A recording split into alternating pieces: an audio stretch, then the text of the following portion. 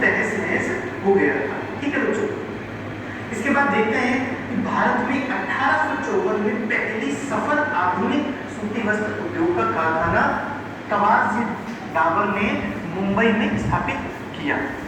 आधुनिक भारत की बात करूंगा बच्चों तो बड़ी मिल थी वो 1854 में पहली सफल आधुनिक सूती मिल लगाई गई थी। किसके द्वारा लगाई गई? कवासी डाबर, ये पूंजीपति थे। और कहां पर लगाई गई बच्चों? मुंबई में लगाई गई।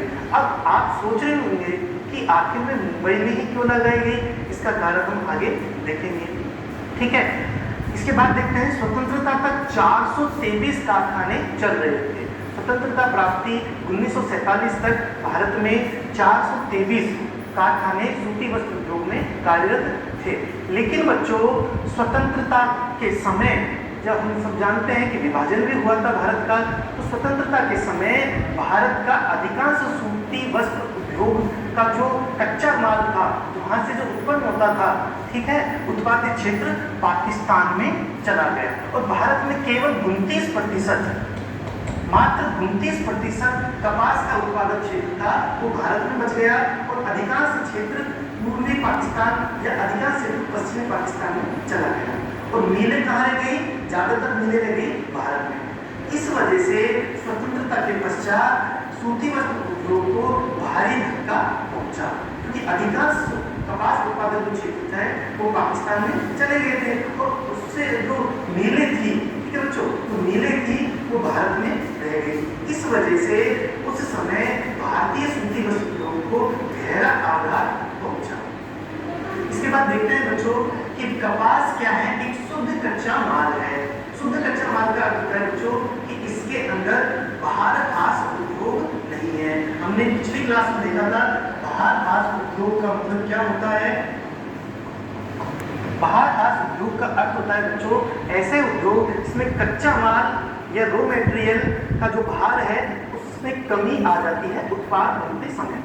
हमने देखा था कि एक बाहर हास उद्योग है जिसमें 100 किलोग्राम गन्ने से 100 किलोग्राम गन्ने से किलोग्राम चीनी का निर्माण हो रहा था। तो ये कैसा था?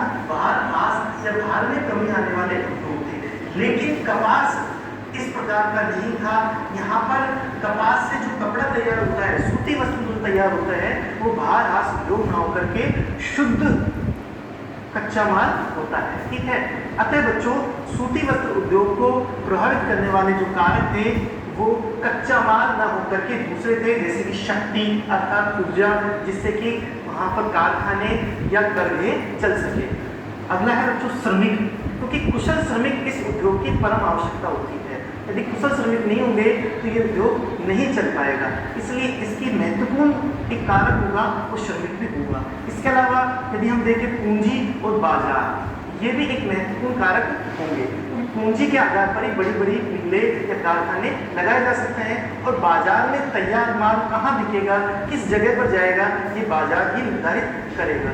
इस प्रकार से कपास एक शुद्ध कच्चा माल है और यह है कच्चा माल पर आधारित ना होकर के सूती वस्त्र उद्योग दूसरे प्रकार के कारकों पर निर्भर होता है, जैसे कि शक्ति है, श्रमिक है, पूंजी है और बाजार है। ठीक है बच्चों, अब हम जानते हैं कि सूती वस्त्र उद्योग भारत में एक प्रमुख उद्योग है। इस वजह से भारत के लगभग सभी राज्यों में इसके केंद्र स्थापित है। अब अलग अलग राज्यों में अलग अलग क्षेत्रों में इसकी उत्पत्ति के